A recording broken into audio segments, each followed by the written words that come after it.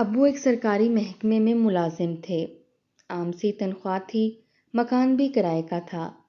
ہم چھوٹے ہی تھے جب ابو ریٹائر ہو گئے۔ اس وقت میں نے 8ویں جماعت کا امتحان دیا تھا۔ اچانک گھر کے حالات خراب ہونا شروع ہو گئے، جبکہ سہیل بھائی تعلیم کے لیے امریکہ جا چکے تھے۔ وہ کچھ کماتے نہیں تھے بلکہ امی ابو کے محتاج تھے۔ نعیم بھائی اور شکیل بھائی نے BSc مکمل کرنے کے بعد سعودی عرب جانے کا فیصلہ کیا۔ انہوں نے کچھ ٹیکنیکل قسم کے ڈپلومہ کورس بھی کیے ہوئے تھے۔ ہمارے گھریلو حالات کا تقاضا یہی تھا کہ وہ دونوں مالی طور پر معاون بنیں، اور انہوں نے یہی کیا۔ باجی فریہ نے BSc کیا تھا اور میں اس وقت انٹر میں تھی۔ تبھی باجی کے رشتے آنے لگے۔ دونوں بھائی سعودی عرب میں تھے اور والدین کو نہ صرف خرچہ بھیجتے بلکہ اپنی جمع پونجی بھی ان کے پاس بھیج دیتے تھے تاکہ ان کی محنت کی کمائی محفوظ رہے۔ انہیں کیا خبر تھی کہ والدین دور اندیشی کی بجائے وہ رقم دیگر بچوں کی فرمائشیں پوری کرنے میں خرچ کر رہے ہیں۔ مگر والدین ہمیشہ یہی کہتے کہ تمہاری رقم ہمارے پاس محفوظ ہے۔ باجی کا ایک جگہ رشتہ طے ہو گیا، مگر سسرال والوں کی طرف سے جہیز کا مطالبہ تھا۔ امی نے فوراً ان کا مطالبہ مان لیا۔ ان کا خیال تھا کہ خوشحال گھرانوں کے رشتے مشکل سے ملتے ہیں اور کچھ حاصل کرنے کے لیے کچھ دینا بھی پڑتا ہے۔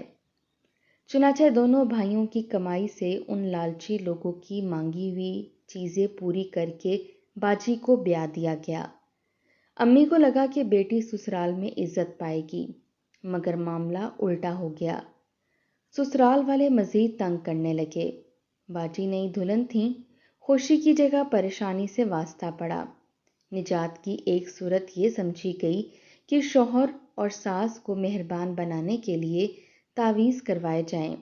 آپ کو تو معلوم ہے، جو اس راہ پر چل نکلے اسے جعلی پیروں اور لالچی عاملوں کے چنگل میں پھنسنا ہی ہوتا ہے۔ باجی اور امی نے مل کر ان پیروں اور عاملوں پر ہزاروں روپے لٹا دیے، مگر سکون کی بجائے پریشانی مزید بڑھ گئی۔ انہی دنوں نعیم بھائی اور شکیل بھائی کا ویزا ختم ہو گیا اور وہ پاکستان واپس آ گئے۔ اب والدہ پریشان تھیں۔ بیٹوں نے اپنی جمع شدہ پونجی واپس مانگی تو کیا جواب دیں گی؟ وہ ساری رقم بے حساب خرچ کر چکی ہیں، اور اوپر سے دونوں بیٹے اب ملازمتیں بھی چھوڑ چکے ہیں۔ بھائیوں نے یہاں کاروبار شروع کرنے کا سوچا، مگر سرمایہ کہاں تھا؟ جب امی نے بتایا کہ وہ رقم تمہاری بہن کی شادی پر خرچ ہو چکی ہے تو وہ بنچکا کے رہ گئے۔ خیر، سوائے صبر کے اور کیا چارہ تھا؟ وقت کو تو گزرنا ہی تھا، سو گزرنے لگا۔ باجی کی شادی کو 4 سال ہو چکے تھے۔ ان کے ہاں 3 بیٹیاں ہوئیں۔ وہ دن رات آہیں بھرتیں کہ کاش ایک بیٹا ہو جاتا، مگر قدرت کے آگے کس کی چلی ہے؟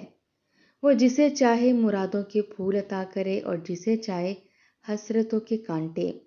انہی دنوں میرے دونوں بھائیوں کی منگنیاں ہو گئیں، اور سہیل بھائی نے بھی امریکہ میں اپنی محنت سے مقام بنا لیا۔ ان کی محنت رنگ لے آئی۔ انہوں نے دونوں چھوٹے بھائیوں شکیل اور نعیم سمیت مجھے بھی امریکہ بلا لیا اور ہمارے لیے نوکریوں کی کوشش کی۔ یوں ہم تینوں بھی وہاں کمائی کرنے لگے۔ امی ابو کو ہم باقاعدگی سے رقم بھیجنے لگے۔ نعیم بھائی کی منگیتر کا نام دلشاد تھا اور شکیل کی منگیتر کا نام نتاشا۔ یہ دونوں امی کی سہیلیوں کی بیٹیاں تھیں، اسی لیے امی کو پسند تھیں۔ مگر ایک دن نعیم بھائی کا امی ابو سے جھگڑا ہو گیا جب انہوں نے اپنی اس جمع شدہ رقم کا تقاضا کیا جو وہ سعودی عرب سے بھیجتے رہے تھے۔ امی نے یہ بات باجی فریہ کو بتا دی۔ فریہ باجی نے امی سے کہا کہ ہو نہ ہو، یقیناً یہ باتیں نتاشا ہی نعیم کو سکھاتی ہوگی۔ وہ امی کے کانوں میں بار بار کہنے لگیں کہ اماں، آپ نے نوٹ کیا ہے جب سے نعیم کی منگنی ہوئی ہے وہ کتنا بدل گیا ہے۔ امی کے ذہن میں باجی نے نتاشا کا ایسا نقشہ بٹھا دیا کہ وہ اسے اپنا دشمن سمجھنے لگیں۔ صرف امی ابو ہی نہیں، سارا گھر ہی اس غریب لڑکی کے خلاف ہو گیا، مگر نعیم بھائی کچھ سوچ کر خاموش تھے۔ سب نے چاہا کہ وہ اس لڑکی سے شادی نہ کریں۔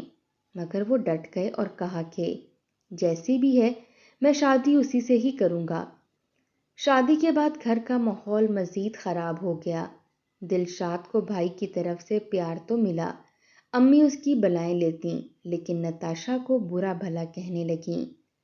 شروع میں نتاشا چپ چاپ سب کچھ برداشت کرتی رہی۔ جب وہ امید سے ہوئیں تو بھائی نے بیوی کا زیادہ خیال رکھنا شروع کر دیا، جس سے سسرال والے اور بھی بیزار اور حسد میں مبتلا ہو گئے۔ نتاشا بھابھی کے چاند سا بیٹا ہوا، فریہ باجی کی تو جیسے آگ ہی لگ گئی۔ جہاں سب خوش تھے وہاں وہ آگ کی لپیٹ میں تھیں کہ ہائے اللہ، میری 3 لڑکیاں اور بھائی کی پہلی اولاد، وہ بھی لڑکا۔ خیر، جو اللہ کی مرضی، بندہ کیا کر سکتا ہے سوائے ٹھنڈی آہیں بھرنے کے۔ امی ابو میرے چھوٹے بہن بھائیوں کے ساتھ نعیم بھیا کا بھی ویزا لگ گیا۔ یہ سب امریکہ جانے لگے تو نتاشا کو بھائی نے سمجھایا کہ مجھے مت روکو، انشاءاللہ میں جلد ہی تم کو وہاں بلا لوں گا۔ بھائی نے صبر سے کام لیا، ساس سسر کے ساتھ شوہر کو بھی خوش دلی سے خداحافظ کہا۔ شاید وہ اچھے مستقبل کی خاطر یہ داغے جدائی برداشت کر گئیں۔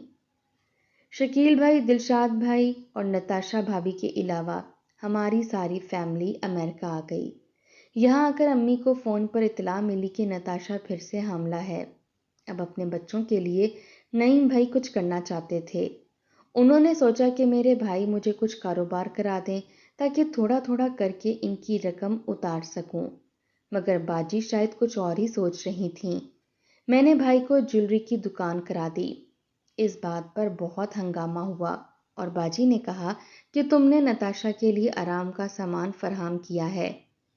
امی باجی کے کہنے پر آ کر دلشاد بھائی اور نتاشا کو بہت پریشان کرنے لگیں۔ یہاں نعیم بھائی کی بڑی بہنوئی کے ساتھ نوک جھوک ہوئی جو بعد میں دوستی میں بدل گئی، مگر فریہ باجی نے اس بات کو دل میں بٹھا لیا اور اپنے بھائی سے بدلہ لینے کا ارادہ کر لیا، اور امی نے بھی ان کا ساتھ دیا۔ نتاشا کے خلاف اتنا پروپیگنڈا کیا گیا کہ بات بڑھ گئی، یہاں تک کہ جو لوگ نتاشا کو جانتے بھی نہیں تھے وہ بھی ان کے خلاف بولنے لگے۔ بھائی سے کہا جانے لگا کہ انہیں طلاق دے دو۔ میرے بھائی یہاں سے پریشان ہو کر پاکستان واپس آ گئے۔ میرے والدین اور باجی کو بھائی کا اپنی بیوی کے پاس جانا برا لگا اور انہوں نے نعیم بھائی سے قطع تعلق کر لیا۔ کچھ دنوں بعد بڑے بھائی سہیل کی شادی ہو گئی، جنہیں ہم سب پیار سے سوہانے بھیا کہتے تھے۔ ان کی بیگم باجی کو زیادہ منہ نہ لگاتی تھیں۔ یہ بات انہیں بے حد گراں گزری۔ جب بڑے بھیا سے شکایت کی گئی تو انہوں نے الٹا باجی کو منہ توڑ جواب دیا۔ یوں ان کی اور باجی کی انبن ہو گئی۔ بہن نے بھائی سے قطع تعلق کر لیا اور امی نے اتنا برا منہ بنایا کہ بیٹے کو جائیداد اور ہر چیز سے آگ کر دیا۔ اس کے باوجود باجی کا غصہ ٹھنڈا نہ ہوا۔ جب وہ ملنے آتی، باجی کی شے پر سب ان سے ملنے سے گریز کرتے اور وہ بری طرح دھتکارے جاتے۔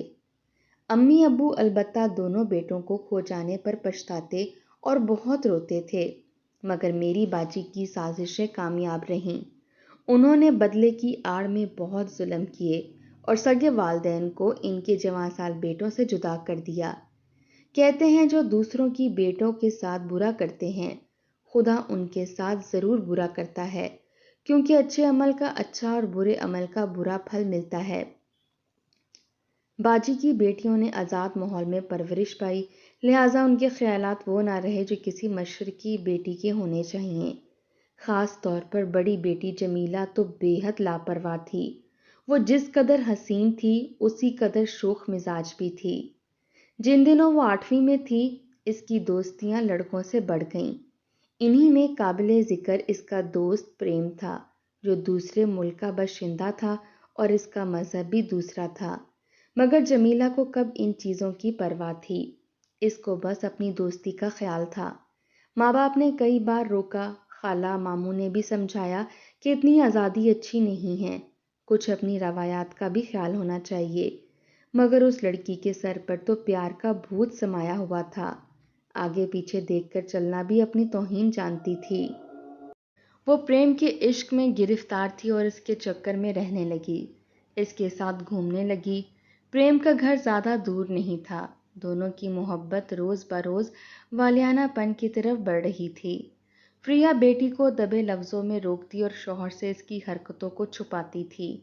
اگر ہم مذہب ہوتے تو شاید ماں بھی نہ روکتی کہ امریکہ میں لڑکیاں اپنی مرضی کرتی ہیں، ان کو روک ٹوک کم ہوتی ہے اور جیسا بھی داماد ہو قبول کر لیا جاتا ہے۔ مگر اب یہ امر محال تھا، جبکہ جمیلہ اور پریم نے آئندہ کے لیے ساتھ نبھانے کی قسمیں کھائی تھیں اور پریم نے اس سے شادی کرنے کا وعدہ کر لیا تھا۔ کچھ عرصہ یہ معاملہ چھپا رہا، بالآخر سب کو خبر ہو گئی تو جمیلہ کے والد نے اس کا پریم سے ملنا بند کر دیا۔ اس پر وہ بغاوت پر اترنے لگی تو ان لوگوں نے عافیت اس میں جانی کہ فی الحال خاموش ہو جائیں اور منصوبہ بندی سے اس معاملے کو سلجھائیں۔ فریہ نے پریم کے والدین سے جا کر بات کی، یہ لڑکا ہمارے مذہب کو قبول کر لے ورنہ میری بیٹی کا خیال چھوڑ دے، کیونکہ ہم لوگ بیٹیوں کی شادیاں غیر مذہب میں نہیں کر سکتے۔ پریم کے والد نے معذرت کر لی کہ وہ بھی مسلمان لڑکی کو بطور بہو قبول کرنے پر تیار نہیں ہیں، لہٰذا وہ ان دونوں کو جدا کرنے میں پورا ساتھ دیں گے۔ پریم کے والدین سوچی سمجھی اسکیم کے تحت کچھ دنوں کے لیے بھارت چلے گئے۔ پریم کو بھی ساتھ جانا پڑا۔ اس کے جاتے ہی باجی اور بہنوئی نے بھی رخت سفر باندھا اور کچھ دنوں کے لیے وطن آ گئے۔ امریکہ میں والدین اولاد پر اپنی مرضی مسلط نہیں کر سکتے، مگر یہ اپنا وطن تھا، ساری برادری کا ساتھ بھی تھا۔ بس فریہ کے خاوند ارشاد بھائی نے کسی کو نہ بتایا، چپکے سے جمیلہ کا رشتہ اپنی بہن کے بیٹے سے کر دیا، جس کو امریکہ جانے کا ازحد ارمان تھا۔ اس نے بڑی خوشی سے جمیلہ کو قبول کیا۔ پھوپھی بھی پھولے نہیں سما رہی تھی کہ امریکی نیشنل اس کی بہو بنے گی تو بیٹے کی قسمت سنور جائے گی۔ کسی کو خبر نہ تھی کہ جمیلہ کا دل تو پریم کی مٹھی میں ہے۔ کسی نے اس کے انکار کی پرواہ نہیں کی۔ مقررہ تاریخ پر بس 4 آدمی آئے اور نکاح ہو گیا۔ باپ نے بیٹی اور داماد کو گاڑی میں بٹھایا اور اس کی پھوپھی کے گھر پہنچا دیا۔ اس کو دلہن بھی نہیں بنایا گیا اور نہ مائیوں وغیرہ کی رسم ہوئی۔ بہن کو ارشاد بھائی نے سمجھا دیا تھا کہ لڑکی امریکہ سے آئی ہے، وہ ان رسموں سے آشنا نہیں ہے، چڑ جائے گی، گھر لے جا کر دلہن بنا لینا اور رسومات بھی ادا کر لینا۔ ادھر جمیلہ کو پتہ نہ تھا کہ وہ اپنی بھول کو اب چھپا نہ پائے گی، کیونکہ پریم کی قربت نے اسے غلط حالات سے دوچار کر دیا تھا۔ تاہم جب وہ گھر آئی تو اس کی پھوپھی نے سمجھداری سے کام لیا اور 2-3 دن اسے اپنے کمرے میں رکھا تاکہ وہ گھر اور اس کے مکینوں سے مانوس ہو سکے اور یہ نہ سمجھے کہ اس کے ساتھ زبردستی ہو رہی ہے۔ جب وہ پھوپھی کے ساتھ سو رہی تھی تو اس جہاں دیدہ عورت نے بھانپ لیا کہ اس لڑکی کا معاملہ مختلف ہے اور یہ کٹھن حالات سے دوچار ہونے والی ہے۔ اس نے بیٹے کو سمجھایا کہ یہ میرے بھائی کی بیٹی ہے، لہٰذا اب ان کی لاج رکھنی ہے جو تمہارے ہاتھ میں ہے اور تمہیں ہر صورت امریکہ جانا ہے۔ جمیلہ کو قبول کر لو اور اپنا مستقبل بناؤ، جو اسی صورت ممکن ہے۔ یہ ایک کٹھن آزمائش تھی۔ رفیع نے ماں سے کہا کہ آپ نے کیوں ایسی لڑکی میرے پلے باندھ دی جو پاک دامن نہیں ہے؟ میرا کیا قصور تھا؟ ماں، آخر آپ نے ایسا کیوں کیا؟ اگر بھائی کی خاطر ایسا کیا ہے تو آپ کو اپنا بھائی بیٹے سے بھی زیادہ پیارا ہونا چاہیے۔ ماں نے کہا کہ مجھے خود علم نہ تھا، مگر اب جب کہ 2-3 روز سے جمیلہ میرے پاس ہے، مجھے لگتا ہے کہ جمیلہ مشکل میں پڑنے والی ہے۔ شک ہوا تھا مگر خود جمیلہ کو بھی اپنے ساتھ درپیش مشکل حالات کا علم نہیں تھا۔ اس شک کی تصدیق یوں ہوئی کہ تم کچھ دن اور اس سے دور رہو۔ ماں کے سمجھانے بجھانے سے رفیع خاموش ہو گیا۔ جمیلہ سے شادی کے بعد وہ جتنا خوش تھا اب اسی قدر گھٹ کر رہ گیا تھا۔ بات چیت ہوتی تو رفیع اس سے یہ پوچھنے کی کوشش ضرور کرتا تھا کہ کیا تم کسی سے محبت کرتی تھی؟ جمیلہ باپ کے ڈر سے نہ بتاتی اور خاموش ہو جاتی۔ آخر کار والدین اسے سسرال چھوڑ کر واپس امریکہ چلے گئے اور وہاں جا کر فون پر اطلاع دی کہ آپ لوگوں کے یہاں آنے کے انتظامات کر رہے ہیں، جلد آپ لوگوں کو بلا لیں گے۔ اب جمیلہ پاکستان رہنے پر مجبور تھی۔ پھوپھی نے کافی پیار دیا اور رفیع نے بھی نہ ستایا، لہٰذا وہ باپ کے وعدے پر اعتبار کرتے ہوئے رہ گئی۔ مگر اب اس کی طبیعت خراب ہونے لگی اور آخر کار پھوپھی اسے ڈاکٹر کے پاس لے گئیں، جس نے انکشاف کیا کہ جمیلہ 6 ماہ بعد بچے کی ماں بنے گی۔ یہ حقیقت جانتے ہی وہ رونے لگی۔ اس کی پھوپھی نے تسلی دی کہ رو نہیں، میں تمہارا ساتھ دوں گی۔ انسان سے نوجوانی میں بھول ہو جاتی ہے، شکر کرو کہ اللہ نے تمہارا پردہ رکھ لیا ہے۔ وہ پھوپھی کی تو شکر گزار تھی، مگر اب شوہر سے آنکھ نہیں ملا پاتی تھی۔ اس کے سامنے نہ جاتی، کس منہ سے جاتی؟ کسی اور کا بوجھ اٹھا کر کسی اور کے گھر کی مالکن بن جانا کس قدر تکلیف دہ بات تھی۔ 6 ماہ بعد جب اس نے بیٹے کو جنم دیا تو پھر پھوپھی نے اس کے والد کو اطلاع دی کہ آؤ اور آ کر اپنی بیٹی لے جاؤ، کیونکہ رفیع نے اسے اپنانے سے صاف انکار کر دیا تھا۔ اب جمیلہ کا برا حال تھا۔ ایک تو اس کی حالت خراب تھی، پھر وہ پریم کا تحفہ لے کر کہاں جاتی؟ اس کے والد کا فون آیا کہ میری بیٹی کو واپس بھیج دو، مگر معاملہ بچے کا پیچیدہ تھا۔